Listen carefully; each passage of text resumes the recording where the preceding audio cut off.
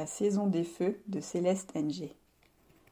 Tout le monde à Shaker Heights s'en parlait cet été-là, du fait qu'Isabelle, la dernière des enfants Richardson, avait finalement perdu la raison et mis le feu à la maison. Tous les ragots du printemps avaient tourné autour de la petite Mirabelle McCullough, et maintenant, enfin, il y avait un nouveau sujet de conversation, sensationnel. Peu après midi, ce samedi de mai, les clients qui poussaient leur caddie de course chez Heinens avaient entendu les camions de pompiers se mettre à hurler et foncer vers la mare aux canards. À midi et quart, il y en avait 4, garés en une file rouge désordonnée dans Parkland Drive, où chacune des 6 chambres de la maison des Richardson était en flammes.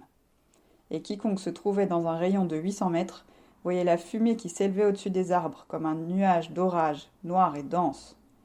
Plus tard, on dirait que les signes avaient tout le temps été là, qu'Izzy était un peu cinglé, qu'il y avait toujours eu quelque chose qui clochait dans la famille Richardson, que dès qu'ils avaient entendu les sirènes ce matin-là, ils avaient su qu'une chose terrible s'était produite.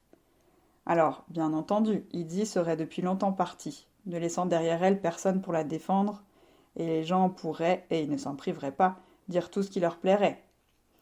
À l'instant où les camions de pompiers étaient arrivés, cependant, et pendant un bon bout de temps par la suite, personne ne savait ce qui se passait. Les voisins s'étaient massés aussi près que possible de la barrière de Fortune, une voiture de police garée de travers à quelques centaines de mètres, et avaient regardé les pompiers dérouler leurs lances avec la mine sombre d'hommes qui savaient que la cause était entendue. De l'autre côté de la rue, les oies de la mare plongeaient la tête sous l'eau en quête d'herbe, totalement indifférentes à l'agitation. Madame Richardson se tenait sur la pelouse arborée, serrant fermement le col de son peignoir bleu pâle. Bien qu'il fût midi passé, elle dormait encore